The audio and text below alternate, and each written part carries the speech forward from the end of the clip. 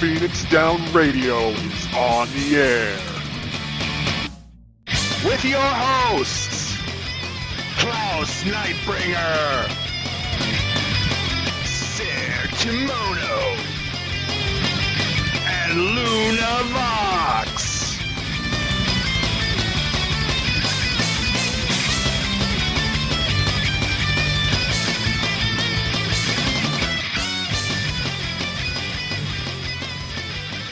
Welcome, everybody, to the new episode of Phoenix Down Radio. I am Klaus Nightbringer. With me, we've got Luna and Vox. Hi, guys. How are you doing today? I'm doing pretty good. We have are. Luna and Vox. How about Sarah and Vox? That sounds a little better. Yeah. Like, I'm two people now. I'm having braining issues apparently today. I don't know how to brain. It's like riding a bike. If you screw it up, you're going to skid through a bunch of gravel.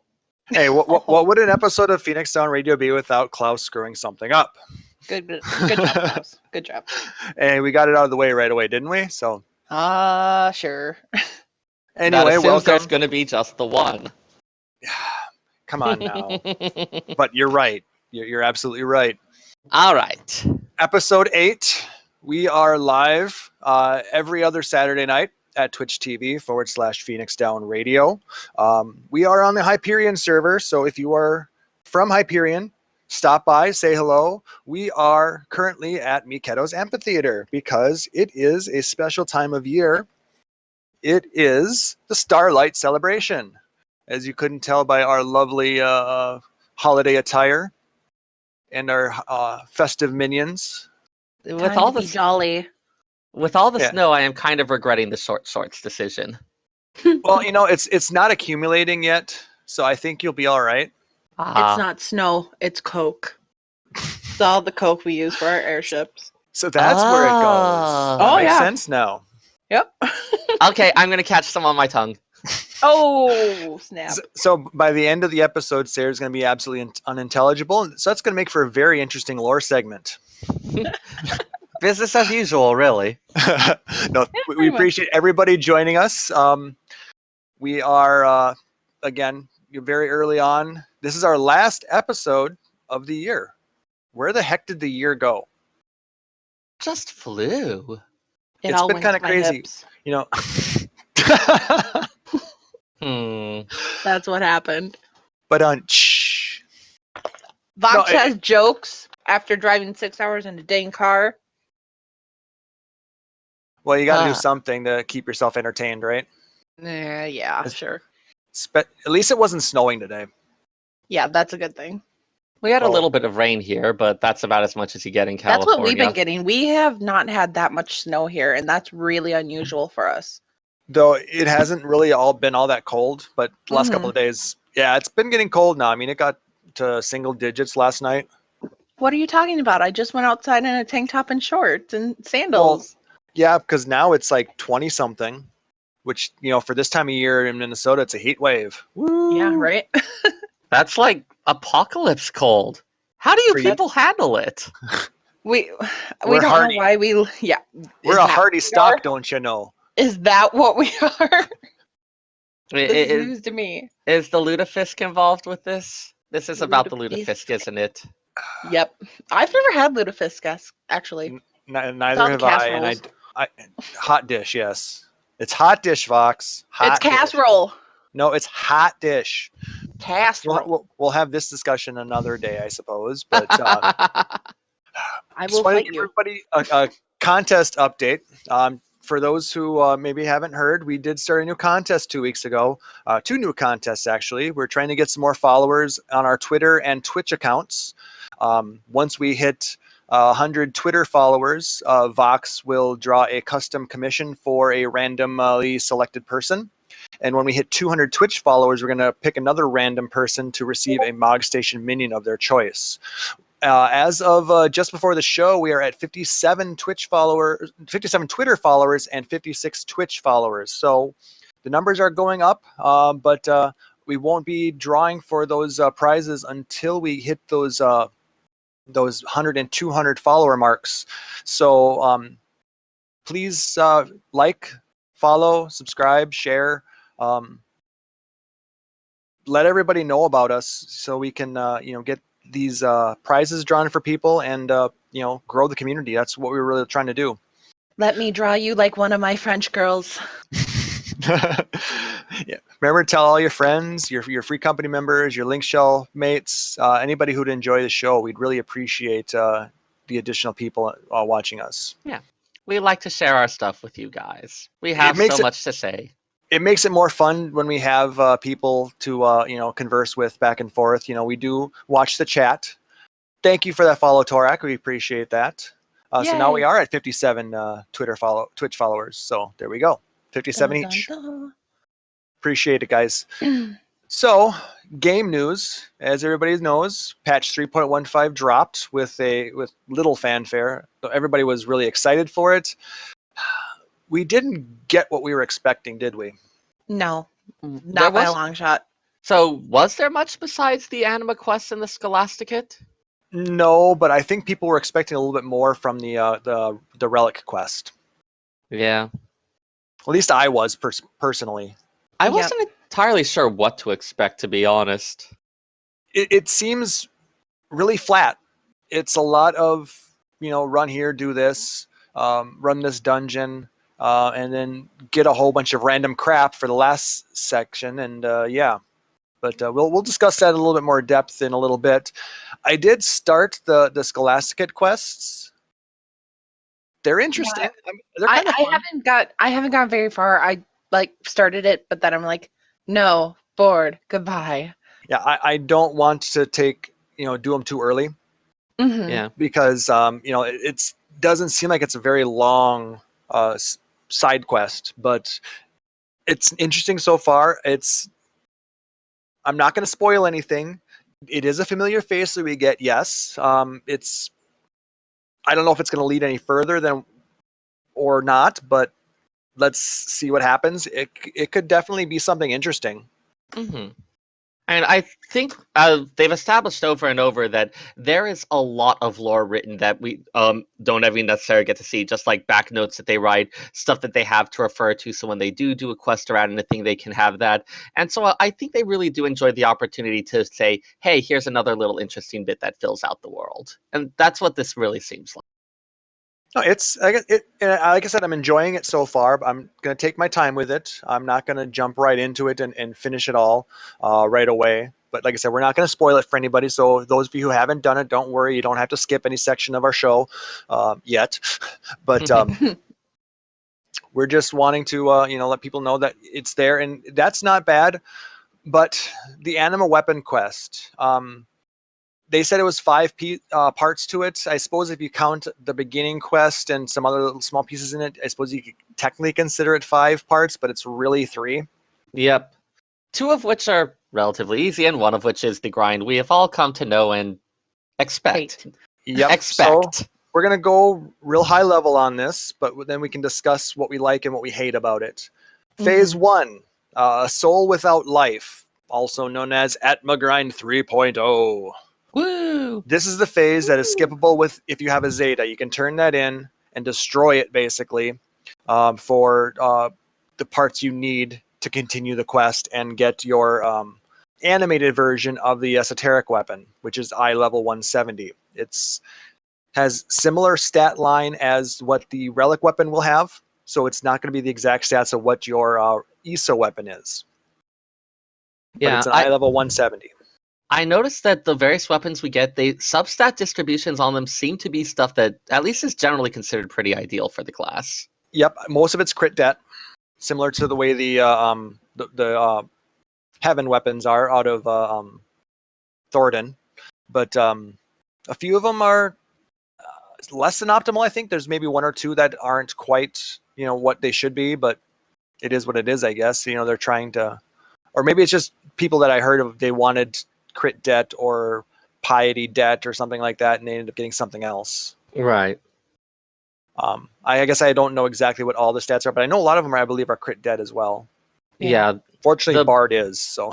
yeah, the bow is definitely crit favored, and then det as well. But the only thing I don't like about the barred bow is it looks like, again, you're lugging around a giant harp. But I guess that's just my personal preference. I'm probably gonna glamour the bow of the heavens over it, or the Ravana bow, one of I, those. But I do love. Was it you who pointed out that the arrows actually look like the bow that one plays a violin with? yes, I did notice that earlier when I had it equipped to show people. I love the glow. Don't get me wrong, the glow of the weapon in the next step, which we'll get to in a second. I love that, but with the Baron bow and the animated and uh, awakened Baron bow, yeah, the arrow looks like it's got strings on it that for like playing a violin.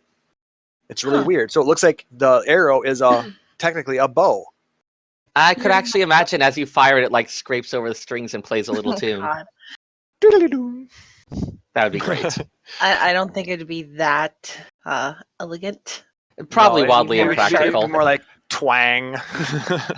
Yeah, but with the Like, relics, I'm I'm doing the 3.0 Atma grind. I need Hinterlands and Azlaw, and then I can go on to the next thing, which I heard is a lot more funner. Maybe you guys can tell me about that. But Yeah, and I actually wanted to talk with you guys about that. See, I actually skipped that phase because I turned in my Yoichi Zeta to skip the phase, but um, the so drop rate isn't terrible. yeah, so I had two Zeta weapons and I'm working on a third because I want the glamour for it. But I turned in two, and I did Fates for one, and no, it wasn't bad. At least for me, I estimate I spent about 9 hours in total. And one of the things that I really like is you don't. It's not like the previous Atma where you need to have this weapon equipped for it. You can go on any job. So I actually got two Paladin levels and a Dark Knight level while I was doing it. It was the increased drop rate was nice, but what was even more satisfying was the hey, even if it doesn't drop on this fight, I'm still getting XP. I'm still getting something out of it. Yep. yeah, So I only had the one Zeta, so I may run White Mage for a bit to do some Fate grinding and get some of these luminous crystals, or the new Atmas. yep, If I Yeah. understand how it works correctly, you need 3 of each type out of the 6 zones in Heaven's Word. Is that So correct? 18 items in total, yes. 18 total. And the yep. drop rate is roughly what, 5%, would you say? Um, I've heard of people going 3 for 3 on Fates. Yeah, I did get two in a row in Az's Law. So I don't know. I haven't seen enough to actually make me feel confident in making a statistical declaration, but 5% wouldn't be unreasonable with what I'd seen.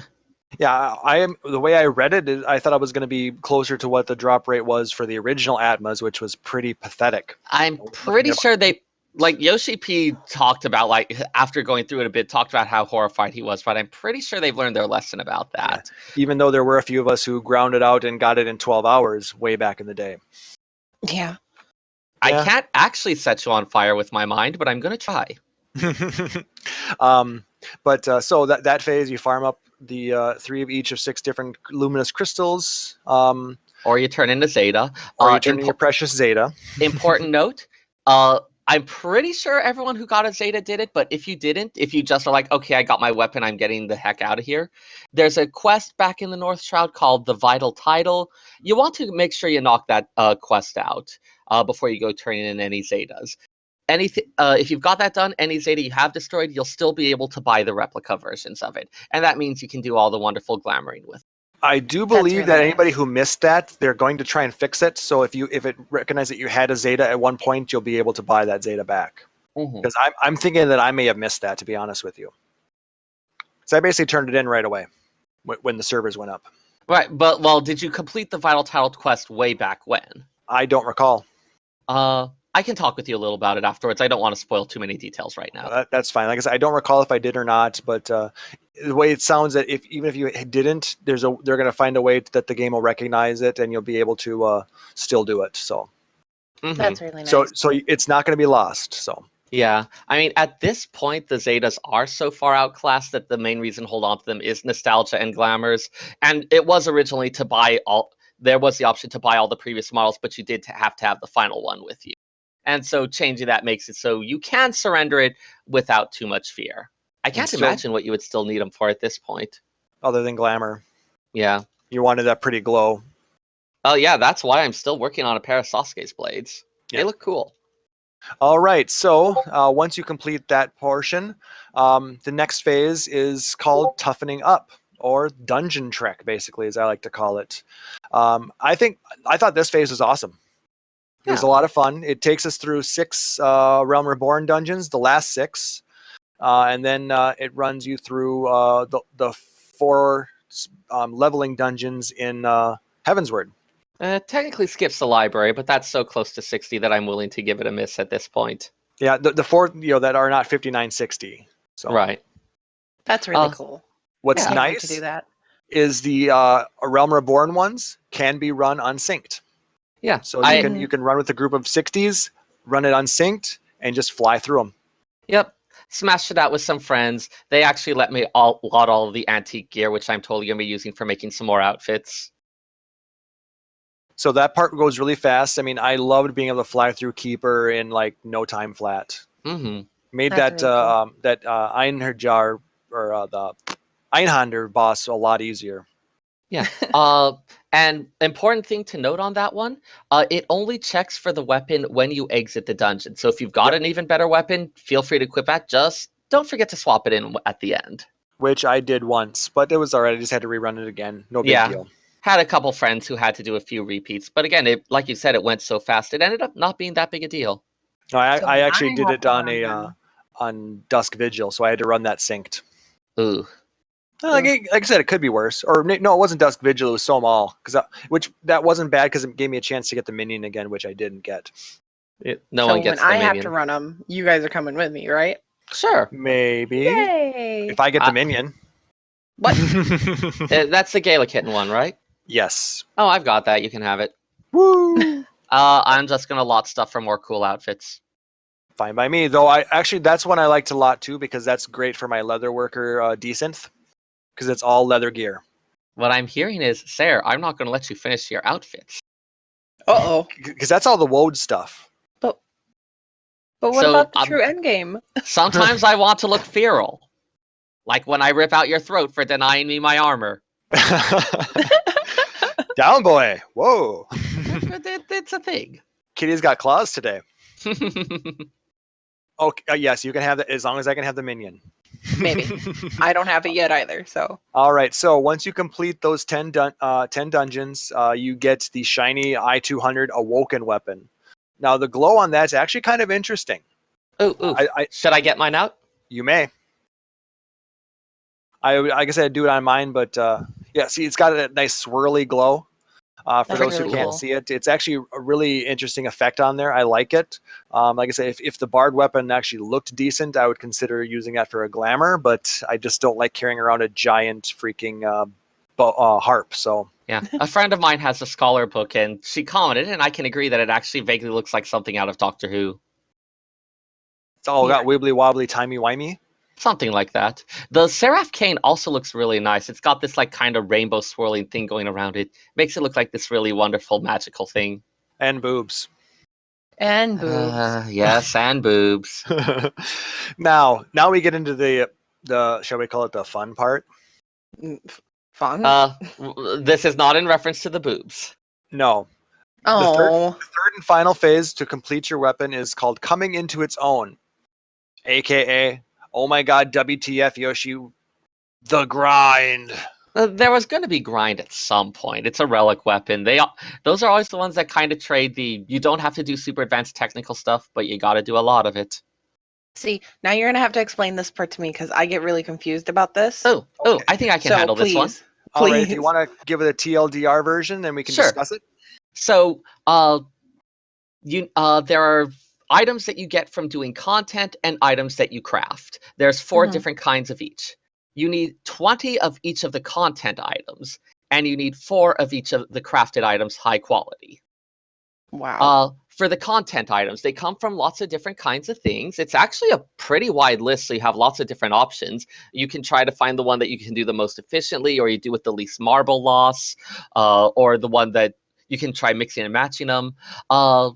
There's tomestones. You can do it depending on the piece with poetics or law. So it's kind of nice that they aren't that poetics do have a use. I think they are just kind of becoming this bit that everyone capped and no one cared about. You've got the Beast Tribe quests. Each of the tribes is keyed to one of the 4 items, or the Vanu Vanu can get you tokens towards any of them, though at a little bit more of an expensive rate. There's Running Alexander. Each time you successfully complete a section, you get an item that goes towards one of the types, 10 items to get for a trade-in. And then you have Allied Seals for 2 of them, 1,000 Allied Seals, and the other 2 will show up in Heavensward treasure maps. So you got, old and new dungeons for your tomestones, Beast Tribe quests of all sorts, Running Alexander, getting Allied Seals, which brings you into hunts, and treasure maps. Lots of different kinds of content, and there's no one way you have to do any particular part.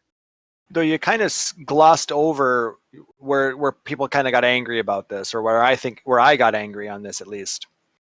When you first get the quest, Geralt makes a simple enough request. He wants 4 items: enchanted rubber, fast drying carbon coat, fast acting elegant catalyst, and divine water.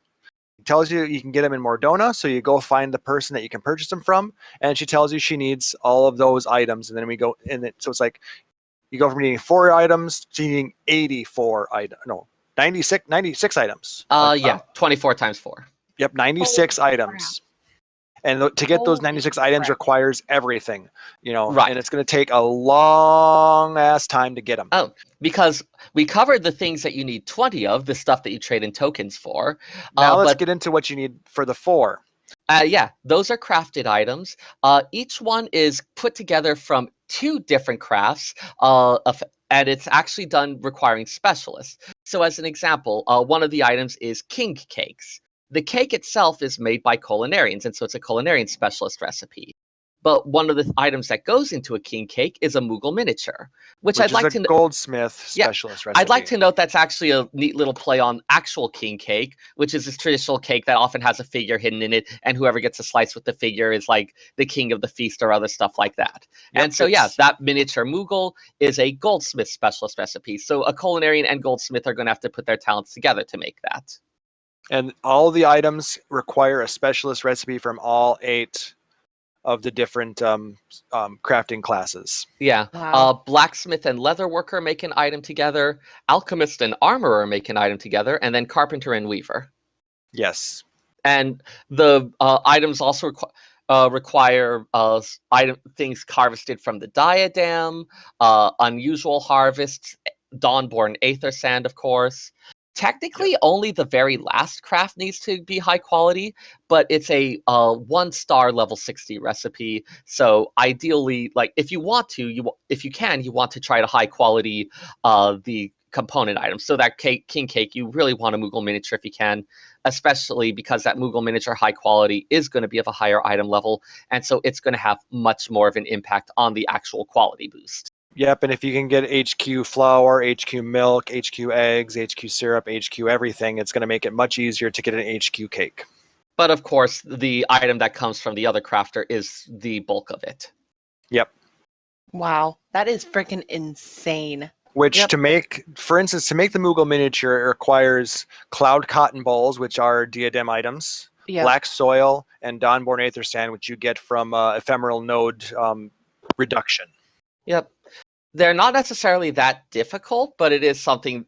The Aether Sand is one that's going to require a bit of time, just because often takes quite a few before you get a reduction that works out. And then you have other items that just require a little extra effort or time. I was not expecting eagle feathers to ever become useful again, I have to admit. That's the easiest thing to get, unless you want the HQ versions. Well, sure. I just never imagined that it was going to actually even be a thing. So I was just kind of amused by that. So yeah, it's kind of like the previous relics in 2.0 and in 1.0, where it's, hey, you need to do a little bit of everything. Wow. Yeah, that's... If you ask me, I think what they've done here is they took the entire relic line from 2.0 and put it into one quest. There's actually a lot of stuff required is reminiscent of the 1.0 one, which was super, super grindy. At least it's not quite as bad as, say, the Final Fantasy 11 relics. Well, yeah. I mean, with that one, that was that amount of effort to get one relic for a single person, as like an entire Link Shell or Free company devoting that kind of effort. Yep. Also, I don't know. I don't mind grind as much, and I feel like, hey, this is something that's expected to be done over the course of a couple months, however long it is until we have the next patch. The people who complete that like in a week, they're kind of insane, and I don't know that they're necessarily the standard that we should be judging or planning on. Yeah, but who doesn't want to get their relic as soon as possible, to be honest? Yeah. I mean, I'd like it, but I think I may be just more patient than the norm in general. Though, I mean, if you think about it, the steps in the 2.0 relics didn't take this long. Yeah. Even probably the worst stage being the books, going from Atma to Animus. Yep. Well, that, I mean, while yeah, that took a while, it didn't take 2 months to do.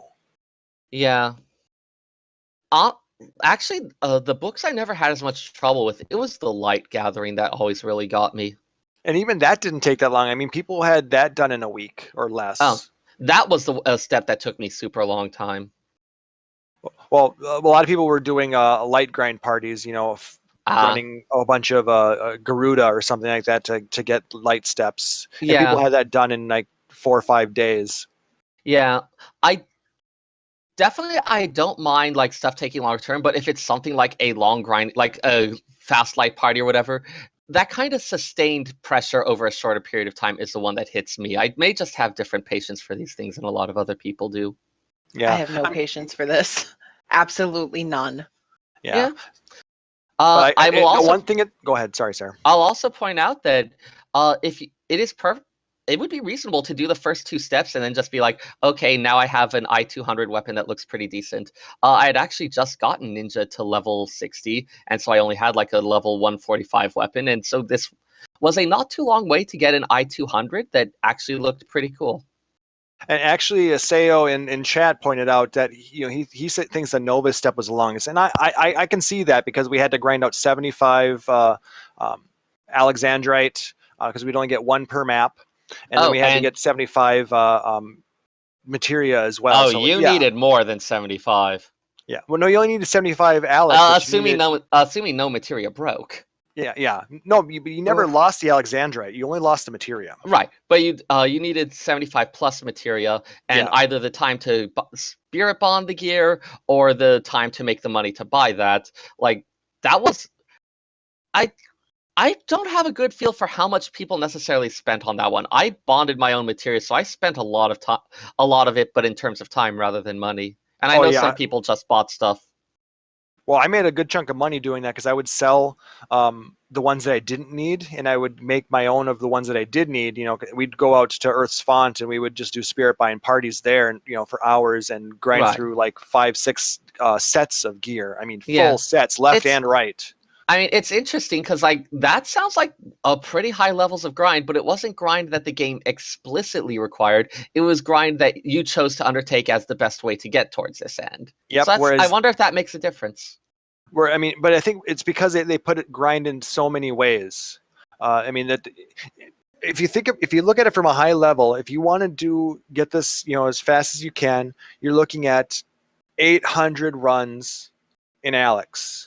That's Uh, not factoring in any of the tomes now. I was about to say. That's not factoring in tomes. When you factor in the tomes you get for each run, it brings it down to about 620, I think it was, or 650 runs.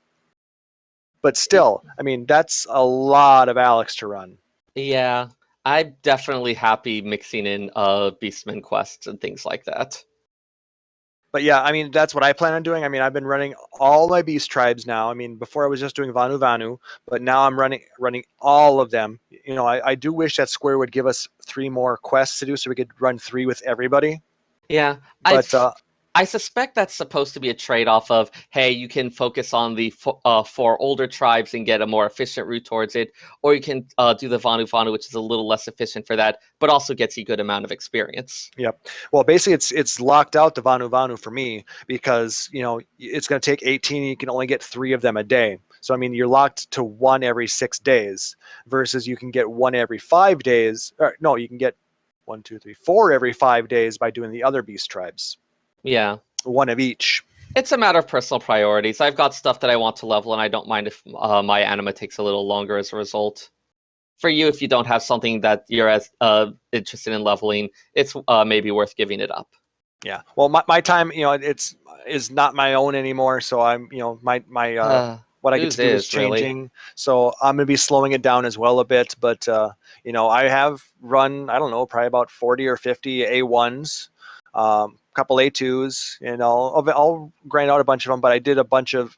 The other thing I'm doing is, I think this is what is smart on their part, but like I said, just seems really, really annoying. Running all your daily roulettes for all the different types of tomes, because I mean basically it makes you run, say the level 50 roulette now becomes very, very lucrative. It's 120 poetics and 100 law, Right. and you get 120 poetics to do the main story roulette plus the tomes from completing the quest. Right. So I mean you can get roughly enough to buy one item a day for law and poetics just by doing your roulettes as well. So I mean, there are ways to shorten the grind, but it's making a lot of these other things that people weren't doing. Because I mean, I never did my level 50 roulette on a daily basis because why would I need to? Yeah, But and part of me wonders if this is in fact to encourage people to do that kind of content. I wish they had done something that included more of the current content as well, because it seems like they're focusing more on the older content. Yeah. Yeah, I don't There's know. very little in Diadem. It would be nice if you ran Diadem, you could get, or if you could use a certain number of Sky Pirate spoils for them, something like that.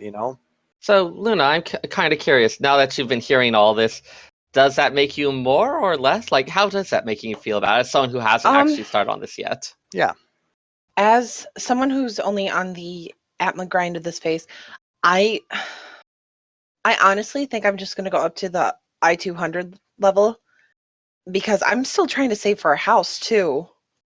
And I know I don't have to pay for it necessarily, but like Klaus said, if I want to get it as fast as possible, I'm probably going to be forking out some gil to do some stuff. The only thing you need the gil for is for those crafted items. If you Yep. go that route, that's something I hadn't gotten Huh? into yet. The costs were exorbitant when this first started, but they've really dropped, at least on Hyperion here. Yeah. I did some rough math just this afternoon. And last night, just so I could get a comparison, last night it would have cost about 14 million to buy all HQ versions of the items. Now we're down to about 10 million. So I mean, it's gone down quite a bit.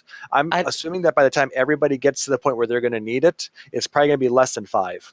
Yeah, and in part just because of like people actually getting together the resources to do this. I mean, like I can't imagine anyone actually needs the items at this point. So the people who are buying it now, I would imagine are just like people who want to have it out of the way and they don't care how much it costs or they have too much money. They just want to lock in a price and not have to worry about it. I'd make comparison to futures, stuff in like agricultural futures trading, but same kind of idea, I think. Or they just had money they wanted to burn, basically, is what they did. Because that it's going to be crazy right away. And or then possibly they didn't have a good idea of what it was going to be, and so they were making a decision based on incomplete information. That's possible too, which that always seems to happen when you get a new patch that drops. Something spikes for a very short time and then starts to really fade off after a few days. Yeah, because you don't know, is it going to be something where, hey, it's not going to be available for a while, and if you don't pay it now, you're going to lose out? Or is it something where it's going to drop in price and you'll lose some money, but you'll still have it? It's not an invalid way to think about it. Yeah, what I'm hoping ends up happening with this is it gets people to put up a party finder asking for master crafters from all different types, and you get together and you make the items for each other. Yeah, we did a little we did a little show today with Paul Metal from Whispering Dawn. He's starting a new show on going to all the different servers and talking with people from there. And he started with Hyperion and Sarah and I today, and we ended up having a little discussion about that. And he told us that some of his friends on the Behemoth server, they did that just the other day. Is they all sat around and they crafted these items for everybody. You know, if you're a goldsmith, you made the little Moogles. If you were a leather worker, you made the Griffin strap and things like that, or the pterodactyl strap for the other piece. And they made everything for everybody else, so that way they were all ready to go. I'm hoping that we can, as a server, come together and do stuff like that too, so it's not costing everybody 5-10 million gil just to get these HQ crafted items. Right. So I'm throwing out the call, Hyperion. Let's do it. It'll also depend on how long it takes people to actually be getting those 20 of each token too, mind you. Yep. Mhm. Though I did see a post on Twitter there's somebody on a JP server that's about 75% there. There's always at least one insane person. Yes. So Klaus, it looks like we're going to be running maps again. Actually, yes. Or we have a reason. I've been saving my maps because I still want that Pisa brat. Yeah, me too. So I've been saving maps. So I Sarah, guess I are can you start in? gather. Sure, why not? Woo! But maybe no more than half an hour at a stretch. Yeah, we can do a few at a time. That's fine. That'd What be I nice. understand though is they're not guaranteed drops. They're probably about a 20% drop. Yeah, I did run a Riven skin last night and did not get dropped. Did get some neat loot out of it. I've never But done a Wyvern skin map. well, they're not too bad. I was running it on a warrior at about I-180 and it was not a problem at all. What loot dropped for you? Some growth formula Zeta, chestnut lumber, a couple similar things like that. Some Atomos corpulence, 3 esoterics. It was like a kind of the kind of chest where there's like some average stuff and then decent tomestones, but not a lot of them. Okay, so So it was like about I level level 58 type of crafting stuff. thereabouts, yeah. It's a type of chest drops that I would describe as middling on the side of pretty decent. Okay, well, whereas the dragon skin maps can drop some really nice stuff, or they can always also drop some crap. Yeah, I really wish that they would just add. The thing I really care about, a lot of the old treasure chests, treasure maps have those minions that it doesn't seem like you can do unless you do those older ones, and then you're like have a pretty massive opportunity cost there. Yeah, well, it's like fishing. You gotta mooch and double mooch type of thing. So you gotta get the map, and you gotta get the other map, and yeah. Right. If you are limited to catching the first fish once every 18 hours. True. Yeah. That like I've said it before, but I would be very pleased if they'd have a separate timer for the old world maps and the Heavensward maps. That would be nice. That would be very nice. And then Well, maybe I would have a hope of getting that tiny sapling at some. Anyways. but listeners, let us know what you guys think of the new relic grind. Hit us up on Twitter at PHXDN Radio. You can email us phoenixdownradio@gmail.com, or you can hit us up on Facebook, search for Phoenix Down Radio on Facebook. Yeah. Let us know what you think, so we can get some of the people's ideas out there. Tell us what you're doing. I'm very curious to know who's going to destroy their Zeta. We've got a guy in our free company who's creating all 10 Zetas, and he doesn't plan to destroy any of them. I think he's absolutely insane, but yeah, some people really treasured the work they put into that, and that's something that's really awesome to them. For some, it's like, hey, the memories were nice, but time to move along. I'm curious to hear what you all think. I had a little bit of remorse when I turned in my Zeta, but I got over it. As long as you got over it and you're not struggling It's too like, bad. there was this budding sentience in it that you destroyed in your endless search for more power, but But it's if not you like think you're a about it- monster. If you think about it, it's still alive because it was used to make those crystals. So really all you did was tear apart its mind and reassemble it in a better form. That Yes. makes you a Next good week- guy. Better, So next stronger, week, I'm gonna faster. start Party Finder, a Zeta Lost support group run by Klaus. That's not out of the realm of possibility. Ah, Moving on. is just a freaking lie, man. my name's Sarah, and I once had a Yoichi bow. Hi, Sarah. Anyways, Duty Finder and primetime ping issues on the NA data server are still out there. People are having issues getting matched up in Duty Finder properly. It's gotten better. but it's still not perfect. So I don't know if it's something that Square Enix is still addressing or what's going on. Because I remember, Luna, you told us that you were trying to get into a friend's um, Yep. run There was a friend that needed needed in a progress. healer. Yeah, there was a friend that needed a healer. I tried queuing in progress for said dungeon, and I tried the maximum 3 amount times. Never got in with them. Never. And it locked me out then, so I couldn't do shit. Because she quits to get into the new one, or Yeah. canceled, withdrew. Yeah. And I've heard that from other people as well. But so I don't know if Yeah. it's something that they're still working on the matching algorithm, or if it's quote They unquote working as intended. they might have broken the in progress rule in the process of fixing something else. Who knows? But the primetime ping issue is still a major concern to a lot of people, and now it's even affecting people who are using VPNs. So if you can't use WT Fast or Ping Zapper or Battle Ping to fix it all the time. We know a lot of people that during that time frame they'll still lag out. So what do we do? Um, they still have that thread that they want people to put their information in, the ticket that from their ISP and their trace route information between there and the server. So, Yeah. go out They there. We linked it 2 weeks ago. Use it again. It's still there. Give Square the information to take to their ISPs, because they if have. we can get a lot of people together to do that, it's going to give them the leverage to make the ISP say, do what needs to be done to fix it.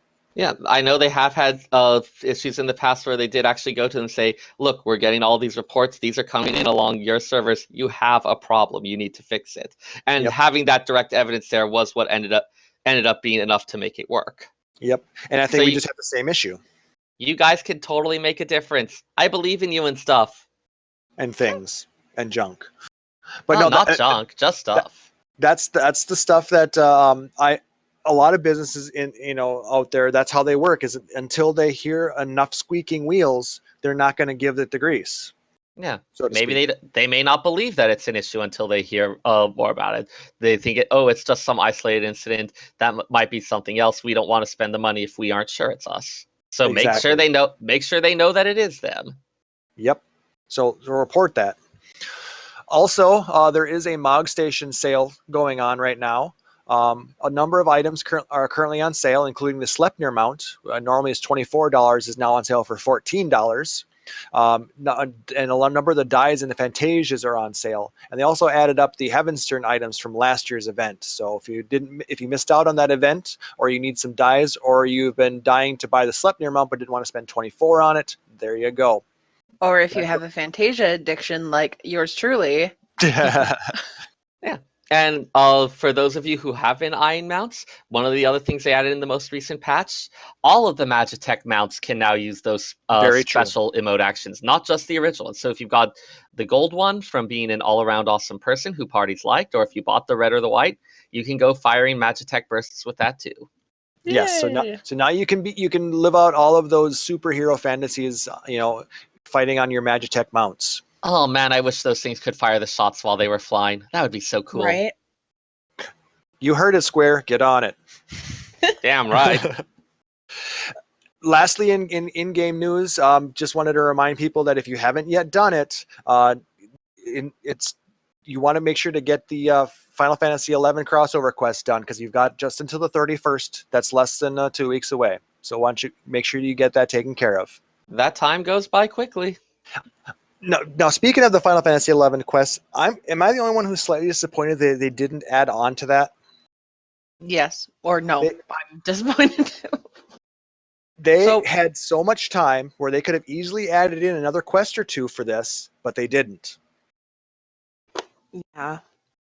That's really because, well, I can't give spoilers away, but yeah, they easily could have. Easily. And this kind of segues into our discussion topic, where we want to talk about the state of the game. See what I did there, guys? hmm.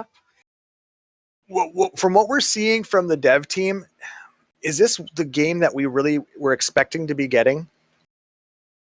And what is the state of our of Final Fantasy 14, 3.0, 3.x, whatever?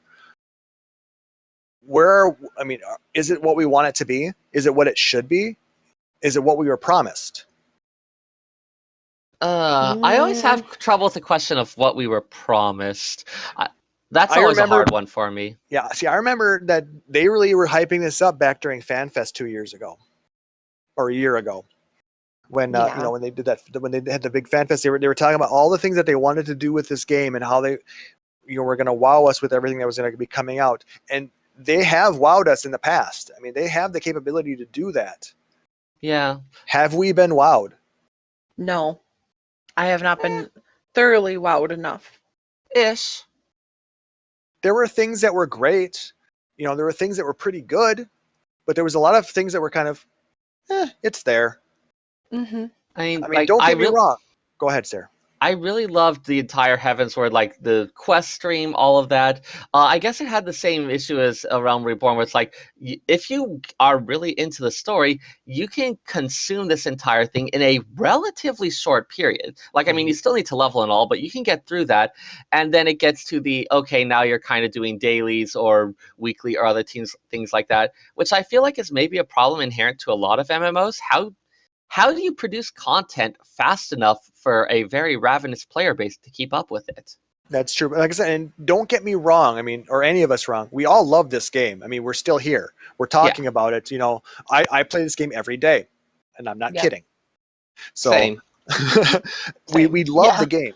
We love the story. I mean, this is probably the most story-driven MMO out there, and it's the best story in an MMO, bar none. But with that said, there's a lot of things in this game that are really lacking, and you can tell that because what we had at one point with we were told that there were 5 million people that are playing this game. Where are they? They're not here. They're gone. I always wonder about those counting methods. Like, is that just if you say the number of people who are playing, that's not necessarily the same as the number of subscribers. Yeah, see, what I think that number is, and I've heard this discussed by other people, that 5 million number that was given was box sales, and I think that included 1.0 as well. Hmm. Because, I mean, in that case, I know I've definitely been double counted. So have I in that case, because I had the original 1.0 collectors, and I bought 2.0 for the PS2. Or no, PS3, I'm sorry. Yeah, PS3. Right. Do I need to dig down my copy of How to Lie with Statistics? Maybe. Well, technically it's not an incorrect number, it's just not an honest number. Okay, this is it's like not a chapter 1 in the book. It's not a representative number of what the state of the game really is. Right. What that number is, and what we're never going to see, is what are the current subscribers, who's Yeah. paying to play, who's continuing on in the game, because that's going to tell you whether a game is good or not. I mean, you can sell 1 million copies of a game, an MMO, but if it sucks, nobody's going to sub and keep playing it. But you can say, we Right. sold 1 million copies of this. Great. There's nobody playing the game now. And we're starting to get to that point again. I would say Well, are we? It's kind of hard to tell. that there's definitely a lot less people on Hyperion now than there was at middle phase of 3.0. Yeah. Everybody was waiting for 3.1 to drop, and we waited an extra, month and a half for it. Yeah. Yeah. People came back, and then they left. I know that Yep. I did see just in the last days I did see a batch of people on for the relic quests, like doing the dungeons and all. They were complaining about it, but they were doing it. Yeah, because 3.15 just dropped. Right. But again, I do wonder about the staying power of that. Yeah, and I bet you a lot of those people are going to drop again until they quote unquote nerf it, Yeah. Mhm. because Which they'll that's going to happen in 3.25. Oh, it definitely will eventually. That's like a standard. You don't want to make it so you have to do every single thing in order to catch up. Otherwise, that effectively gates out anyone who wasn't there at the beginning. You do want to make it possible for people to catch up. But you don't want to do it too soon either, because then it's like, what? Well, why did I just go through all that work? Right. It's a balancing act, but Yeah. it's a tricky one, and I don't know that they always get it right. So that's a different discussion. That's a different one. but like I said, I noticed that the player count's been low. If you jump into the Party Finder list, I mean, what used to be a page and a half of Party Finder for any one type of thing, for Alex or for Thornton or for dungeons or whatever, we're down to maybe a page worth now. On a lot of times. Now, Yeah. how much of that has to do with the primetime ping issue? How much of that has to do with the content? Yeah. I also And wonder if for and how some of much of that, it if is it's holiday? How much of it's holiday. really holidays? Yeah. Mm, I also I wonder if don't like know. maybe people have established groups, and so hey, you're going with these people. You don't necessarily need to be doing a party finder each time, but I don't actually know.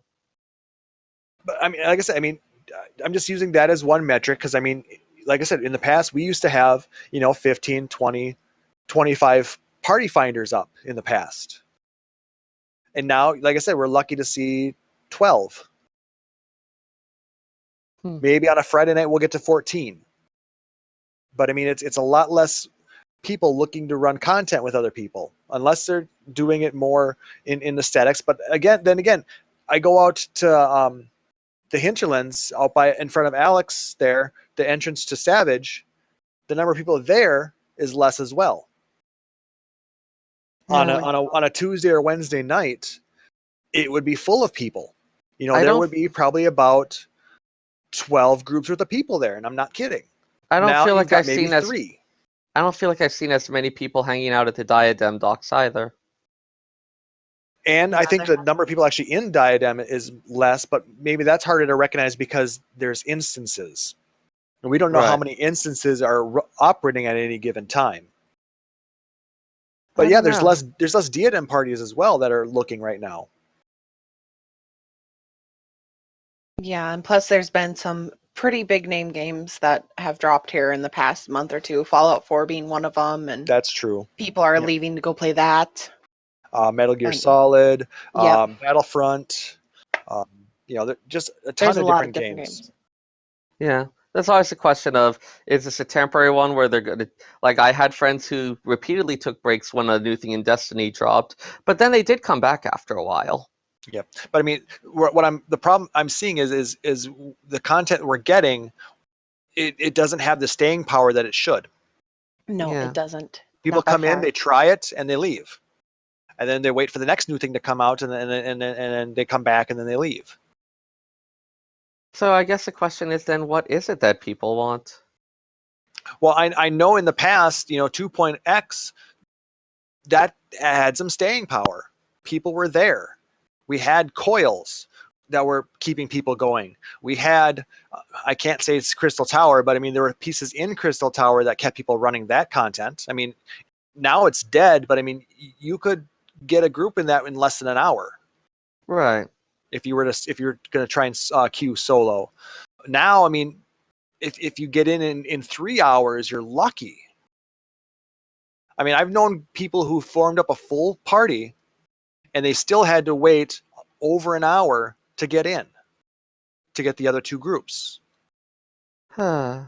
So there's nothing that's making the content worthwhile or giving it any staying power, at least on the older stuff now. But like I said, back when it was relevant content, it had staying power. There was something that kept it going. Coil had a great storyline. It had fun mechanics. It was well balanced and well done. It was still challenging. Alex is a cluster blank. There's no real storyline there. The story is It's terrible. boring.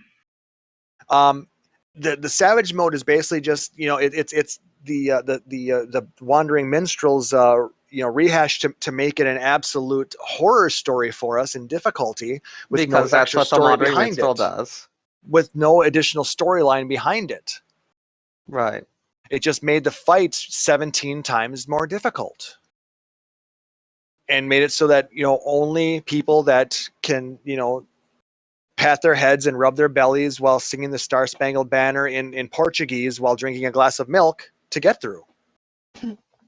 Oh, Maybe not quite that bad, but you know what I'm trying to say. Yeah. is that Um, all?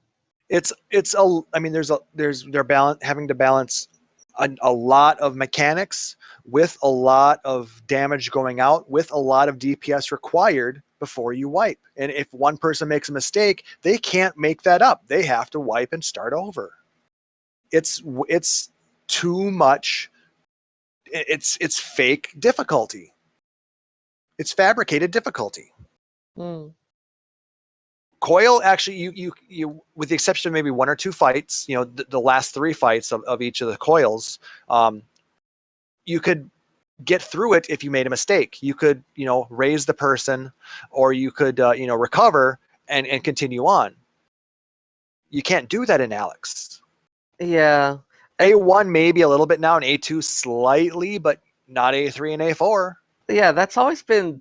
I remember this being something that annoyed me in a lot of FF11 content when it felt like, okay, if you execute things absolutely perfectly, they can do it. But if anyone ever makes a mistake, then there's not an opportunity to recover, or fix it, or somehow work with that. It essentially turned into, this is going to be a highly scripted dance and 1 foot out of place, and we just end it all. Yeah, it was that was almost Mhm. like Titan for a while, Titan. especially Down Titan X. Overdweller. Titan X was really bad that way. Especially Ugh. with all the 5-way landslides and the jailers and all that. Yeah, if you didn't have it memorized and knowing which bomb to take and when, and yeah, it was a dance. Right. But Which they have at least recognized and said, yeah, that was something that was a bit much. Like, it does. I do feel hopeful in that they seem to recognize when there's issues with the design that need to be worked on, but that doesn't mean it's not frustrating when it is going on. now we're having to do the dance plus a ton of DPS while dancing, Uh, and making the healers heal for infinite amount of damage. Yeah, that's pretty insane. All right, so what types of things would you think would get people to come back? So the biggest complaint I'm hearing about the 3.x so far is the lack of new endgame content, specifically dungeons. The 3.0 series, we're getting only 2 new end dungeons. We got, which in 3.0 we got Neverreap and Fractal. That was Mhm. our elite, our expert dungeons. and now it's And Saint Mosians and Pharos, right? yes, whereas in the 2.x series we always got 3 dungeons. I remember they talked a little about the reasons for it. I can't remember offhand. I remember thinking that it might make sense, but it was still disappointing. Yeah. And we also would then get a raid. Either in Alex we got Alex in 3.0, and we got Void Ark in 3.1. I haven't heard people talking much about Void Ark. Yeah, me neither. It's Now, kind of really died off. I run Void Ark once a week, only just to get the fletching, and that's Farthing. it. The farthing, whatever. The token item, so I can upgrade a piece. One of the Yep. arrows is the feathers that go on the arrow. The other is an old style of coin. Okay. These Point things taken. matter. Well, it starts with an F and it's a token. Yeah, okay, I'm okay with that. I don't actually care that much. I'm just feeling argumentative about the whole thing. It's Oh, frustrating. fair. Well, you wouldn't be our librarian if you weren't picky about Well, terminology. no, I mean, it's frustrating just the state of things. Yeah. Like I said, I don't have any problems with Void Ark per se, but there's no real reason for me to do it. The gear isn't great. In some cases, maybe it would have been best in slot, but Diadem kind of really threw a wrench in the entire progression gear machine. It basically Yeah. stopped it so that everybody goes to Diadem to get their godlike gear. Lord knows I did it, and does nothing else. And the Void Ark stuff, like the stuff from the Crystal Tower, there are several sets that's like, I would totally wear this for glamours. I still have the Bard hat from the World of Darkness, because that is a freaking stylish hat. I'm just not feeling it with the Void Ark gear. No, the Void Ark gear to me is ugly. I don't like it at all. It's very flat. The only thing Yeah. I really like is the tank dress, but even that, I'm not gear lusting over it. No, I have it because it's a decent piece, but I glamored right over it because it's ugly as sin, I think. I like it. As a male character, it's very Well, ugly. you can wear a dress. Just get in touch I- with your inner Well, feminism. I have the same opinion of the Yasha and that the law gear that they had for Bard. Yeah. Yeah. Big I feel, dresses. yeah, it does look like it's kind of a traditional thing, but it totally does look better on women. That Yes. said, you get the better Vanu Vanu dance. That's true. Anyway, Jerk. but like I said, I have no issue with Void Ark itself, but there's just no reason to run it. Yeah. The other thing that we got with 3.1 was Verminion. And if you ask my 100% honest opinion, it's a waste of time. It's a waste of developmental resources. They put a lot of time and effort into it, and not like I don't. I don't know. I'm not so Like, much who for asked for FPSs. it, really? Who really wanted something like that? They saw it at as the April Fool's joke. Remember back in April Fool's, they announced that this was coming out, and it's like, oh, just April Fool's, ha ha ha. And people are like, oh, that looks cool. We want that. They made it. Yeah. So one thing I'm curious about, I know they have the tournaments. Do you actually get anything from them besides MGP? Because I know with Triple Triad, you at least got unique cards. I don't believe there's any unique minions that go with it. Or any other kind of special reward? Not that I'm aware of. Uh, You may get yeah. a title, but that's about it. It's not incentivized enough. But here's my biggest gripe about it. It's not a terrible game per se. I have played it through a few of the different tutorials and the single player mode. Um, I don't want to play a game in my game. I'm not Exhibit, Yo, Dogger, I'd like the game, so put a game in your game. See, Yeah. Oh game on your man, game. does anyone remember Final Fantasy XI? How Play Online had that Triple Triad thing? Did anyone ever play that? It Once. it kind of reminds me of that, where it's like, hey, here's this entire side game that's been like lovingly programmed, and it's kind But of the the separate thing that you can get from it, and no one bothers with it. but the worst thing about that one is you couldn't be in Final Fantasy 11 to play it. Yeah, that was Yeah. that was like even worse about it. But it just brings it to mind for some reason. No, I mean that is a similar instance, but like I said, in and of itself, as a separate game, Lord of Verminion isn't bad. Get it out of our game, make it a mini game playable somewhere else. I don't want to play it in Final Fantasy 14. You know, I would totally love if it was something that you could do like on a tablet or in an app or whatever, and you could It get would like little make things, and you a could get little great, things that you could redeem in Final Fantasy 14. That would be awesome. absolutely. I think that's a great idea. You can use it. You can then play it while you're in queue Dude, I could play it while I was on the bus or something. or anytime. When you're running out of all your stamina and record keeper, right? Yep. Oh, that reminds me. I need to spend some stamina. Thanks. We start now hearing we record lost keeper Sarah. music in the background. We're gonna It's cut you off, okay. Sarah. It's the early levels of the thing. I can just auto battle through them. But the fact that they put this game in Final Fantasy and they took away all that developmental resources that could have gone into something more substantial in the game itself, that's what I think gets the ire of a lot of people, myself included. Yeah, it You know, feels like there's always that trade-off in what the dev team spends their time on, and so we know that if they spend time on something like this, that was time that was taken away from other things, and so it's like do we think that other stuff would have been better than this? And I feel like for this, for me at least, it's a yes. you think that this is okay, No, or I'm did I saying just misunderstand? I'm saying when we see something like this, we think they could have worked on some Gotcha. other Sorry, project. I Would that other misunderstood what you were saying. It. would that other Yeah. project have been better? Oh, there I see And what I you're saying. and I kind of feel like yeah, it would have been. Yep. I They could I have spent more misunderstood. time on the story. They could have spent a lot more time in the story, which is where I'm griping about. I wish there was more story like there was in frickin' 2.0. Yeah, Yeah. they could have easily expanded the storyline in 3.1. The one thing that I do like I do like the storyline for Void Ark. I think that's interesting. It's Oh just that yeah. the reason behind or to run Void Ark is pretty non-existent. Yeah, no, I loved seeing that, and I am really interested to see where that So goes. that's a good thing.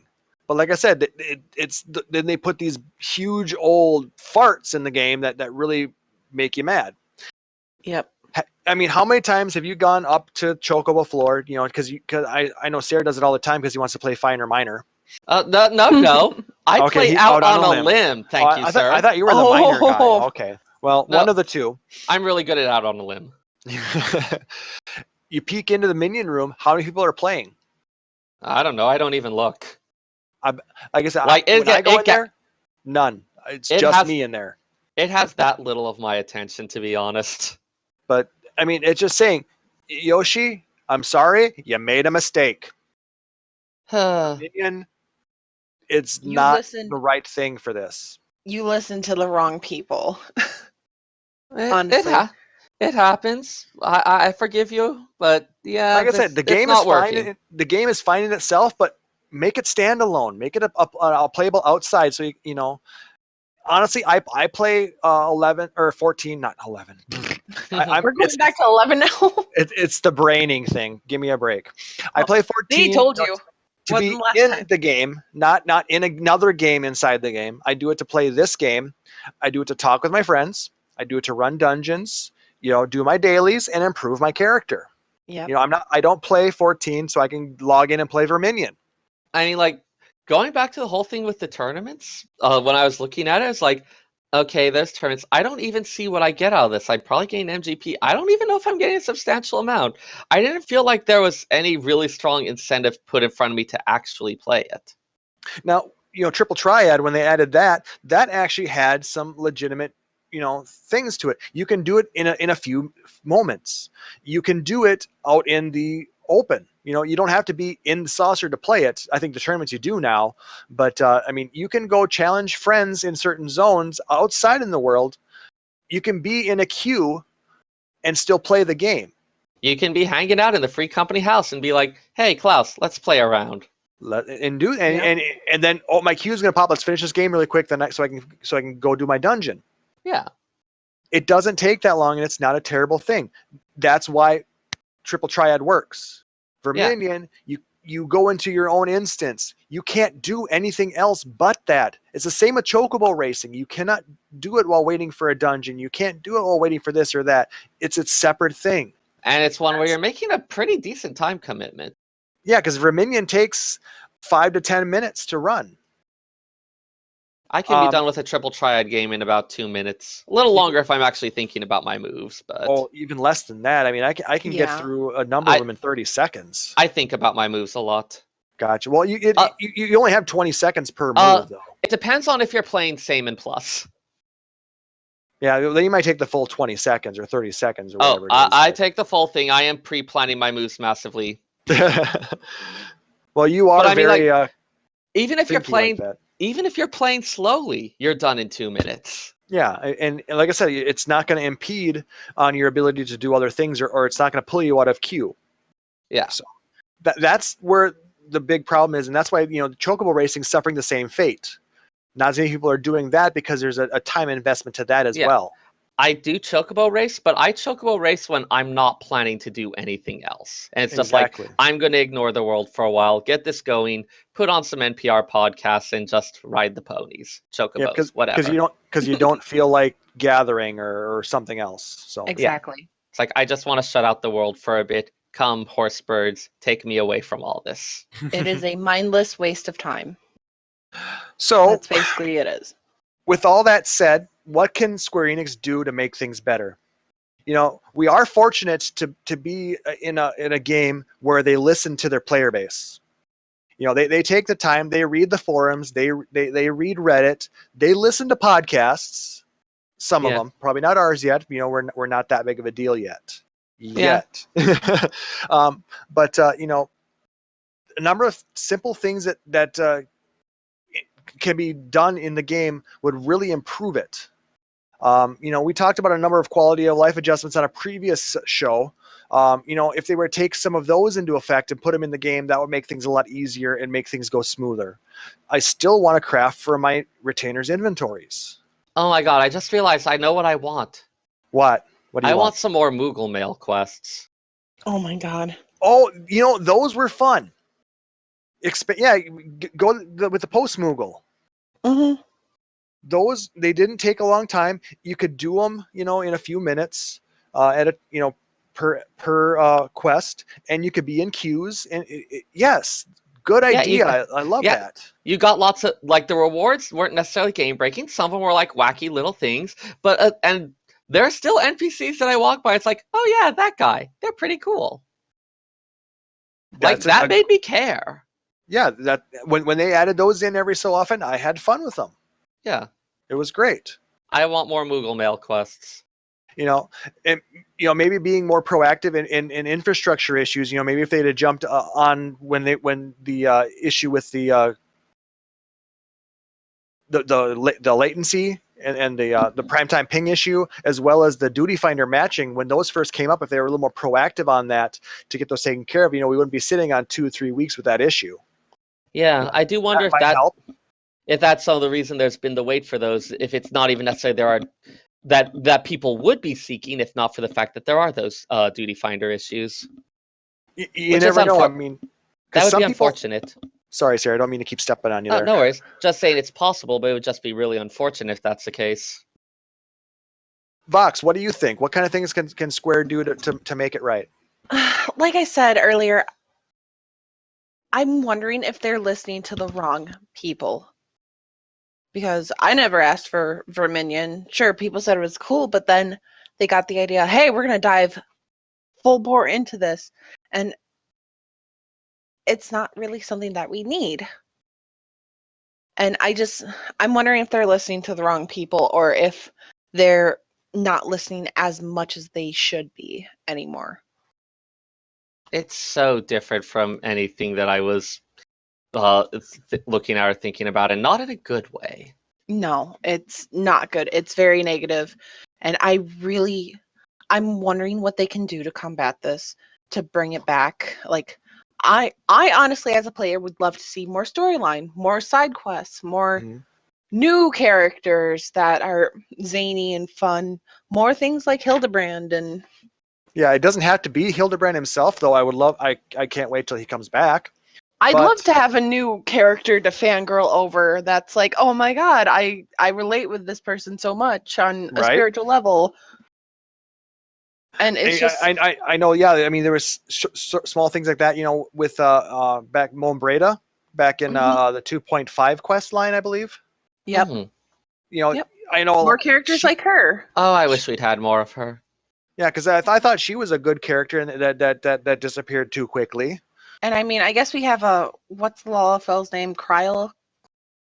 Is that her Creel? name? Creel? Yeah, I guess we have her now. The one who is definitely not from Final Fantasy V. Yeah, that one. with the cat ear hood.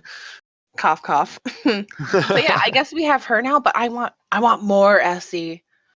It doesn't have the main storyline. And honestly, I want them to bring back instances into the main storyline quest. It made them feel more important. Into it. Yes, tie the dungeons into it. Well, now I understand why they did it this way, because there was a lot of complaint from people saying that they didn't want content locked behind everything. But I understand what you're saying too, because it does seem like it puts it off. So it's kind of, it disconnects it. That's the word I was thinking. Why do I have to do this? Pretty much. Why should I give a crap about this dungeon that's overflowing with monsters? Why? Honestly. Though the one thing I do like about how they did it, it doesn't force you to go to shoot right through the main storyline just so you can get back to your expert roulette again. Mm-hmm. Because if you took the storyline at your own pace, you probably wouldn't be able to do expert roulette for a week. And that's a significant source of tomes right there for a lot of people. Yeah. I suppose, but still, I just want to I want to give a crap. Something. They could put something in there to make the storyline worthwhile to run. Because I mean, granted, I didn't run the storyline for a month. Yep, they have to find that good balance, and that's a really, really hard thing to do. And then my problem with when I did the storyline is I did it in less than 3 hours. Mm-hmm. I did the 3.1 storyline in less than 3 freaking hours. Yeah, now what's up with that? That's way too fast for. And honestly, if even going back to 3.0, the storyline there, if it wasn't locked back behind levels, I probably could have got that done in 3 days. Or less. Or less, yeah. Because a number of us did get it done in 3 days. Exactly. Yeah. We got it done before even Heaven's Ward before officially came out. Yeah, we did. We did it on early access. Exactly. And it's just... Yeah, I took my time with it, but if I had been devoted to making it happen fast, that would have been fairly easy to pull off. Exactly. I want more. I want more substance.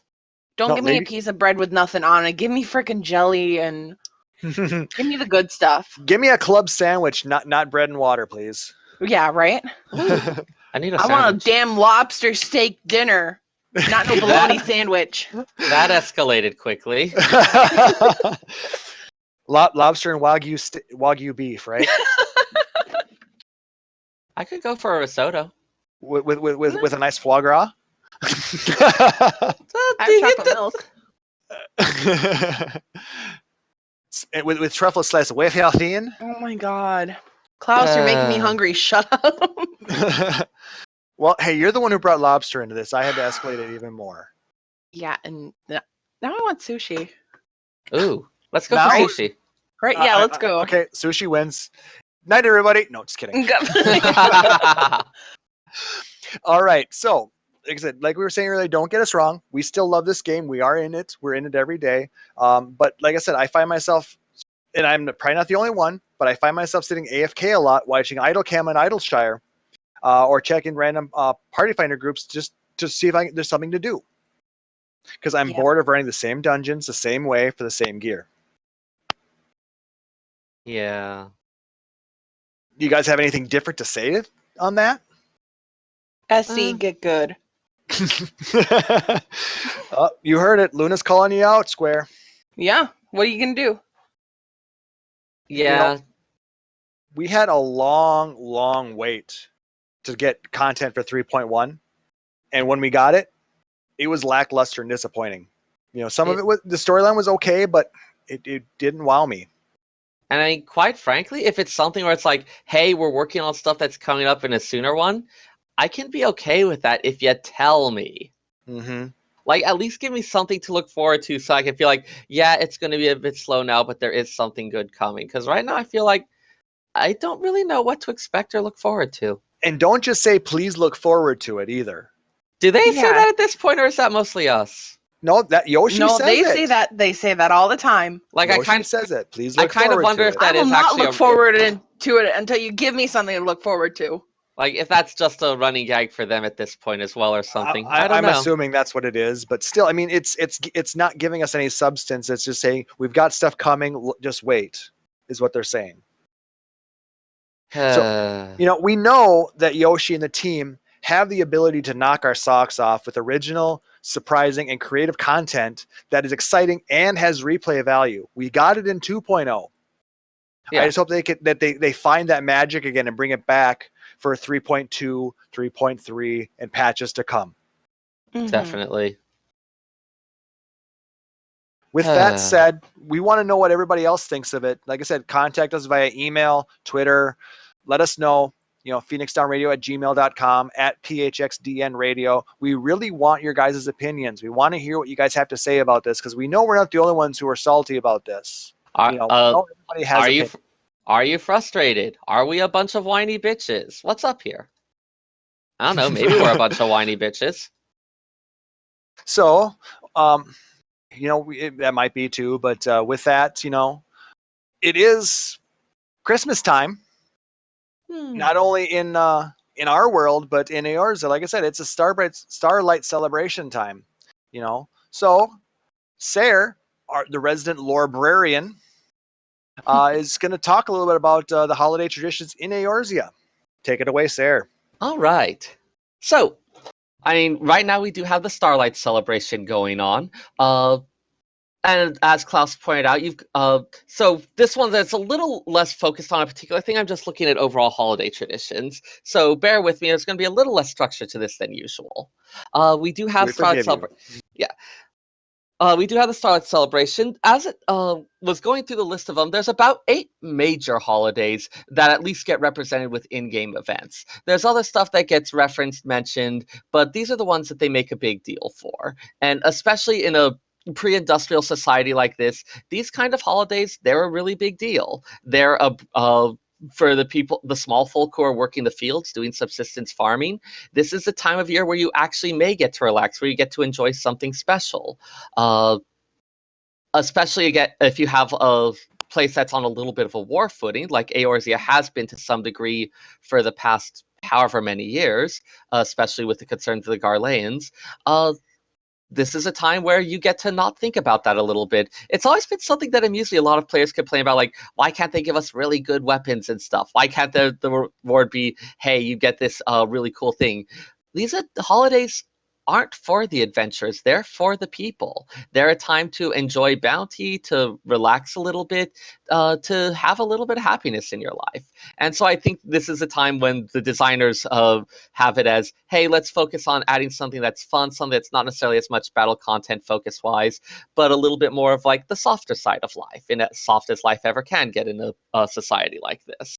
Yeah, and it kind of gives you a way to look at the game world in a whole, not just as a dungeon or as this instance or that. It kind of makes you think about Eorzea in general, and what these types of things do for everybody. So it's Yeah, I mean that's an important thing to remember from a lore perspective. Adventurers are weird. We're really weird guys. Like, we go around, we're fighting stuff. You need special permission to do a lot of these things. That's what the guild leaves. There are things from the guilds that give you leave to go out fighting these things, messing around in the forest or in the fields near town, doing all this crazy stuff with weapons. Like, we're not growing food. We're not handling together crafts, except on a small scale and doing really weird crystal stuff. We're not really participating in a lot of the basic stuff that makes this kind of pre-industrial society. It we're turns kind of out that this destroying it.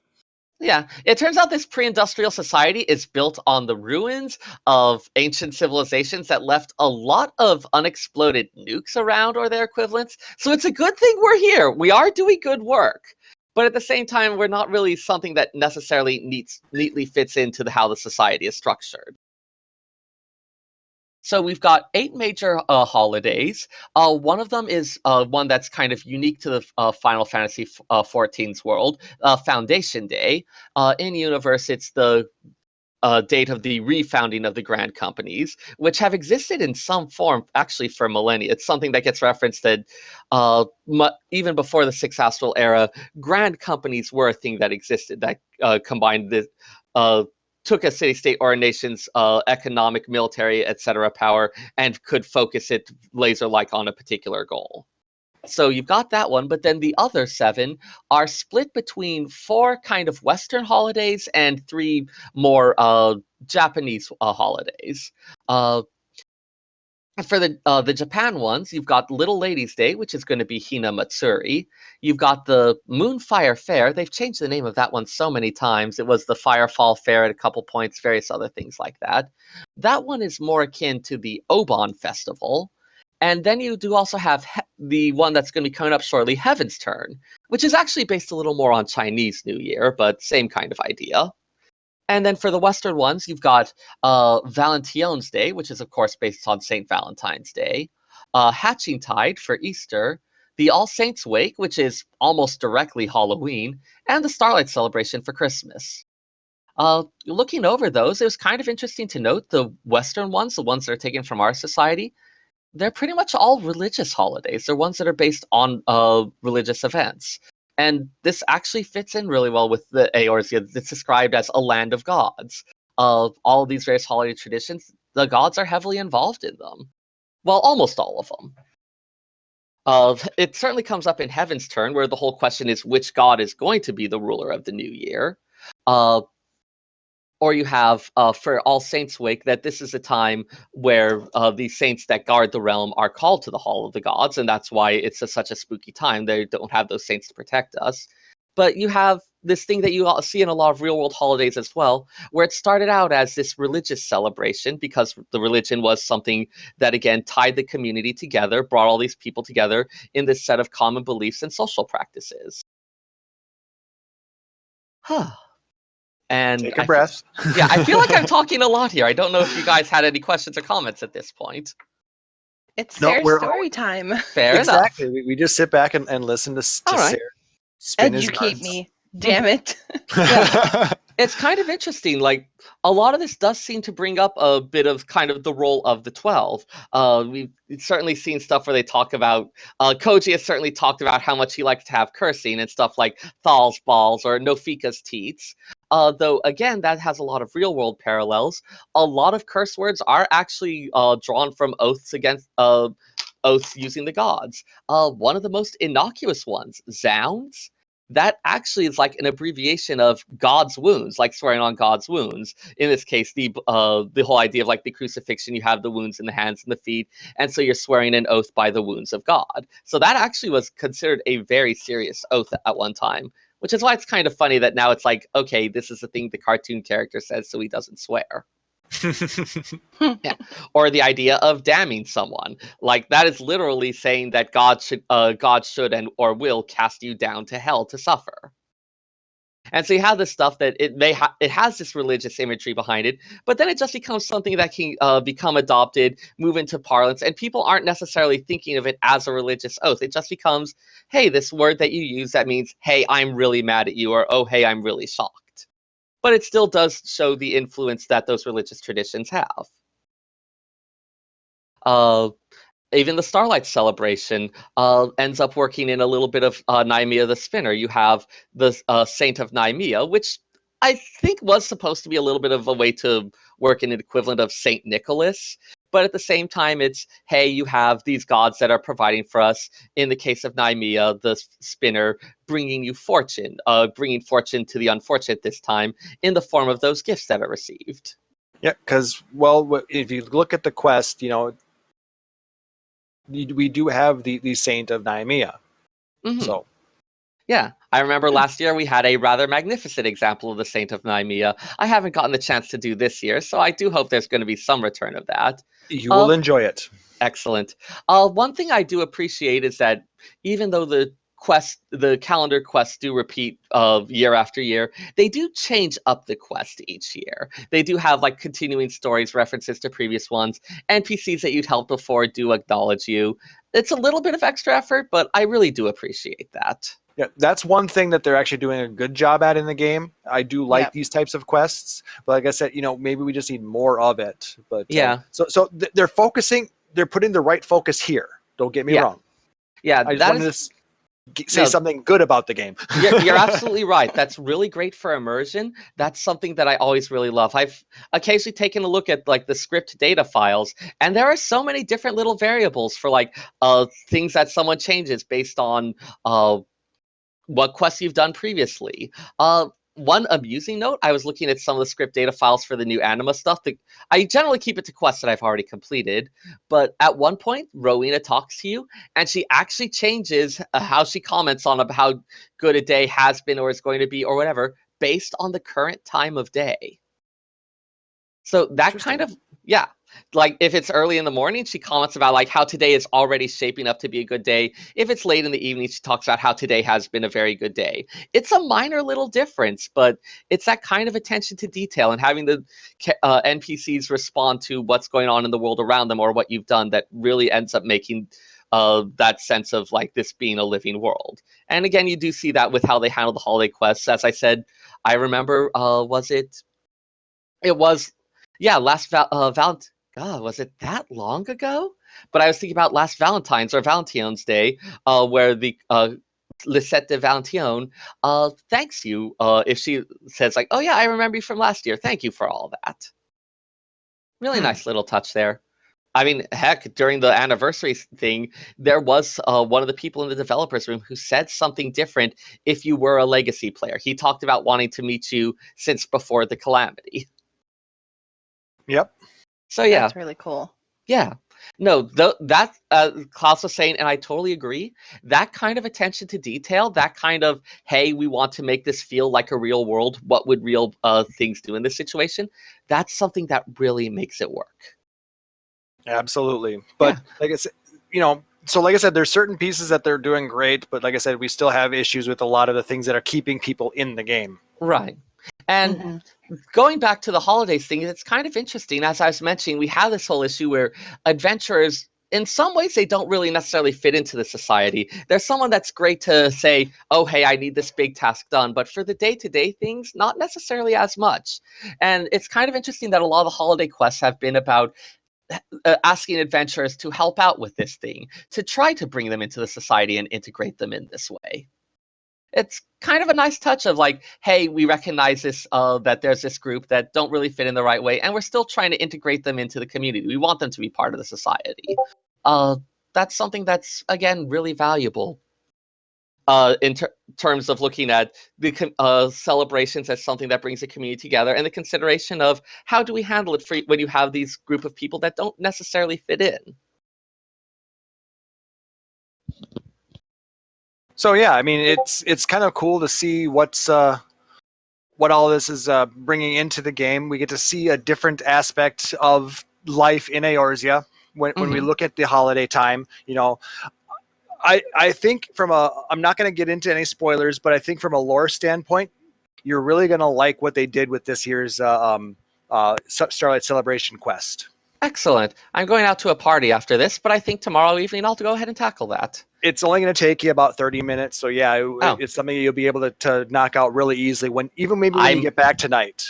If I haven't had too much eggnog, I just may go for that. But I heard about the eggnog you're going to be having, and yeah, it's probably going to be difficult to say no to a couple extra glasses of that. Oh no, Right. Chris makes good eggnog. I am looking forward to that. You know, that's something they need to add to this game is we need eggnog.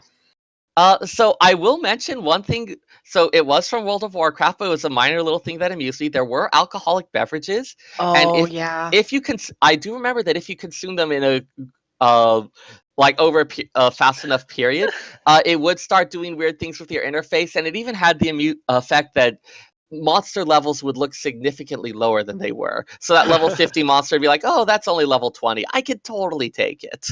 Yep, I it don't. was really fun. It would blur your screen, and then if you try to walk straight, you would slowly kind of just curve off to Yeah. the side. It Yeah. was great. That could be an Oh, yeah. interesting thing to bring people back, definitely. Yeah. I mean, I'm not saying they should necessarily directly copy it, but it would amuse me to be like, yeah, we've acknowledged that this is a world where people drink. I mean, It it's says not. right. It's. Oh, Go ahead. you're getting a little bit of odd audio stuff with you, Klaus, just so you know.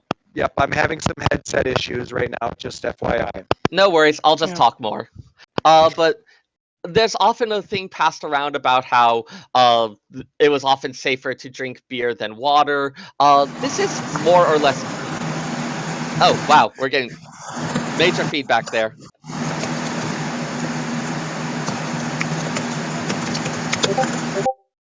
There we go. I had to mute him. There we go. All right. Okay.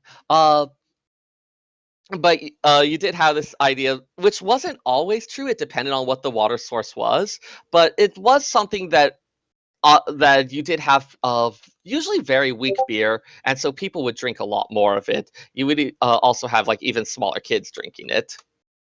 So yeah, I certainly wouldn't mind seeing a little bit more of, hey, let's have the acknowledgement that alcohol exists. That they're already a. Is it? What's the rating on this game? Is it T? Yeah, I believe it's T. I forget if they can talk about alcohol and have alcohol use without it moving to M, but if they can, I would totally love to do that.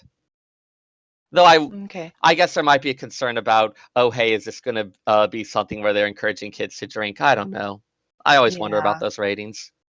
Uh, Yeah. Well. the the only other thing I want to comment on is there's definitely some parts where it seems like the various traditions are a mishmash of multiple ones, which again is actually a really nice reflection of real world ones. I haven't started the quests for this one, but I did talk to a couple of the NPCs who tell you about it. And they mention a little bit about the tradition of the bells and how that was a bit that had kind of fallen out of favor, but they're trying to bring back. And you get the idea of like there's not just a single, oh, this is how it was, but lots of little elements of the story that are kind of mixed together based on what the stories people told, what they considered most important. And that's, again, a reflection of real world holidays in a lot of ways. Going for the Christmas example, a lot of the various things like decorating trees, the red and green color scheme, the exchange of gifts, actually owes a lot more to the ancient Roman holiday of Saturnalia that was actually kind of integrated into the Christmas celebration as part of a way to help bring in reluctant communities who are used to this particular stuff that came with worshiping the Greek and Roman gods and didn't necessarily want to give it up.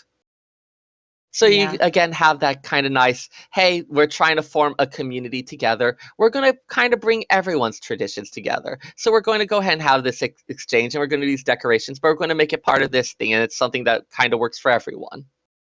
Yep, it's really great. I mean, Christmas isn't a Christian holiday by far. Yeah. There's definitely And aspects of it. It also depends on like where it's being celebrated. Some communities will make it more Christian, some make it more secular. But it's a thing that communities can both share and make their own. And that's one of the really lovely things about a lot of traditions. It's something where you're both in some ways making it your own and having your own little traditions with it, and in some ways joining to be a part of something that's a lot bigger than yourself. yep, yep. Klaus, by the way, I did unmute you, so if you want to try to talk, that would be a no. All right. He must still be working on his mic issues. He'll be back Yeah. with us shortly. Yeah. Oh, there he goes. All right. I think he may just be resetting Discord. Oh, and we've got some people running around the amphitheater. That's always nice. Yeah, they've been running Yeah. here and there. Yeah, we actually had a couple that was sitting over on one of the benches while we were setting up, which was totally cute. Reminded Mhm. me of a couple other neat facts about. So I talked a little bit about the whole thing where you have like the Japanese and Western holidays. Though a lot of these holidays have crossed over the ocean in one way or another. My dad actually is a Buddhist minister, and so he it's a Japanese Buddhist sect. They actually do have the Obon Festival, where it's come both in the U.S. and Japan. You have this thing that happens at the temple, but you have a lot of like summer carnival setups. You'll usually have like games, exhibitions of student work, snow cones. I did not get a snow cone this last year, and I am very cranky about that. Oh. It's like totally a tradition. You got to get yourself shaved The ice more with you all the tell me about Papa Sarah, the more I just want to meet him and talk to him and hear everything he has to say. He will talk even more than I do. You will probably And be that's just as okay. rapt. I like hearing you talk. Yeah, So- you will be just as rapt with attention. I think he's the one I get it from. Uh, but also stuff like the Christmas traditions in Japan. They have a lot of the same ones. They do a lot of the same type of decorations, having the trees decorated, the red and green and gold. They do have the exchange of presents. There is a lot of the talk about Santa, but one of the big differences is for us, Christmas is usually hey, this is a time where a family comes together, where you have a big feast. It's kind of not quite, but kind of a repeat of Thanksgiving in some ways. Yeah, I guess I'd call it kind of like Thanksgiving 2, Thanksgiving harder. Thanksgiving 2.0. Thanksgiving 2, Electric Boogaloo. Anyways, uh, but for Japan, Christmas is actually a bit more of this is something you do. You have date night. It's something that's a romantic time for couples. So So if you're single, you are reminded that you are forever alone. yeah, it's Valentine's Day 2.0. Yep. Oh gosh. But yeah, so you have like couples that'll go out on Christmas, have a nice night together, romantic time under the stars, snow falling, beautifully decorated trees, all that good stuff. Uh, it also has led to the use of the term Christmas cake, used often how we would for the same type of case where we'd use the term old maid, and also kind of offensive. Coming from the idea that a Christmas cake is a delicious, wonderful item, but no one wants to have it after the 25th. Which is just ouch. Yeah. So mean. There was a little bit of both, like, oh, that's kind of funny, and oh, that kind of hurts.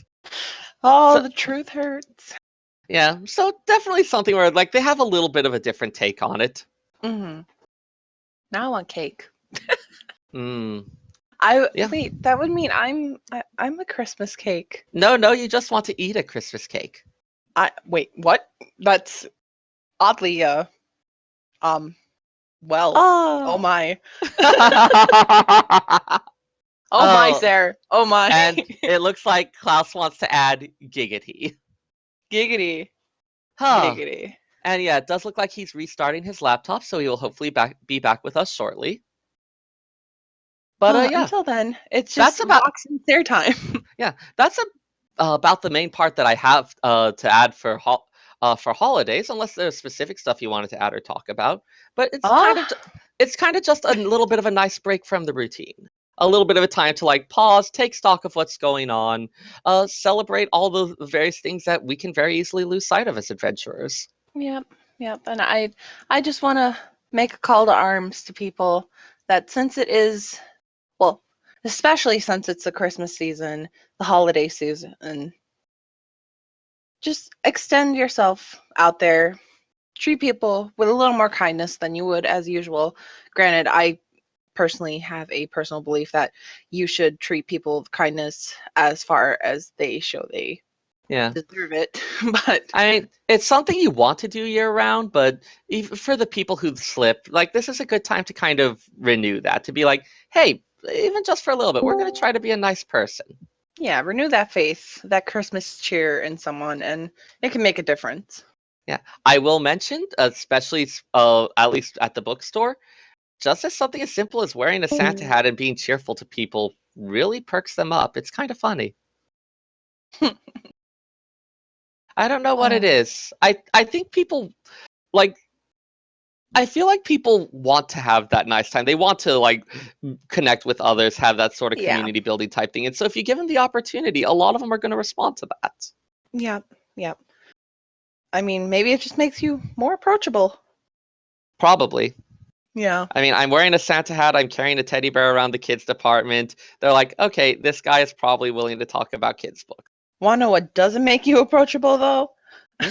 I had this happen to me the other day when I went to Target. I saw a guy in a full clad out Darth Vader costume and he had the wrong colored lightsaber.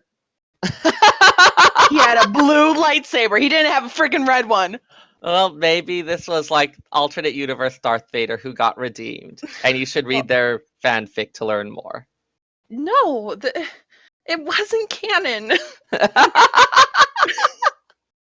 Oh, oh man, I still But need to then, see. but then I saw like a bum Santa Claus standing on the corner too later on that day. But Yeah, that's an entirely new story. I didn't want to approach that Santa. yeah. Oh, oh man. Klaus I should be back here shortly so we can wrap things up, hopefully. Yeah. Otherwise, we're gonna start talking about the new movie. Yeah. Well, I haven't seen it yet, so shut up. I haven't either. Oh, man. All right. And actually, it's looking like it might take a little longer. So, do we want to just go ahead and wrap things up for the moment? I don't I'm know. good if Klaus is good. I can do the outro. Yeah. I I think let's go ahead and do that. It's looking like it's going to be a little bit longer before we can get that repaired. Don't want to bore you with too much of our craziness. And there's eggnog to be drank. Yeah, Drunken? they're drinking. Drunken, sir? That Imbibed, Klaus is suggesting. That makes it sound sophisticated. And so It I'm is going to go with that. sophisticated. I'm going to go with that. We're going to pretend I'm a little bit sophisticated here. All right. Well, I will wind this up then with everything. If you want to be able to contact us on the show, our email is phoenixdownradio@gmail.com. Twitter at phxdnradio. Our Twitch is twitch.tv/phoenixdownradio.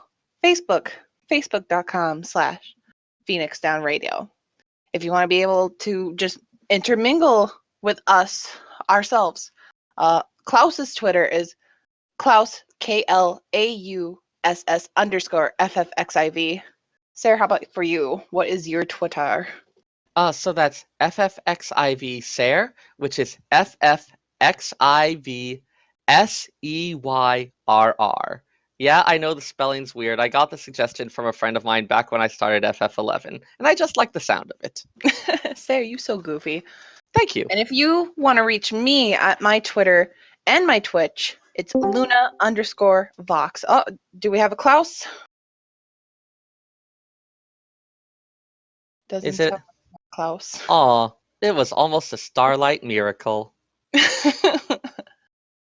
That sounded just as corny as it felt, didn't it? Yeah, it's pretty corny. Woo! Aw. Yeah, let's go ahead and Well, close. guys, thank you so much for tuning in. Please, if you like what you heard, please give us a follow, a like. We have that contest going on. You can get a drawing done by myself or a minion or something from the cash shop, You know that you want that Urianger. right? Everyone wants Urianger. Everyone. Mm, Oh my gosh. Sarah, what? inappropriate. He's got this whole mysterious thing going. Inappropriate. Maybe a little. Oh, it's been a pleasure, Fair. people. We've loved talking to you, and we'll see you next time. Yep, see you next time.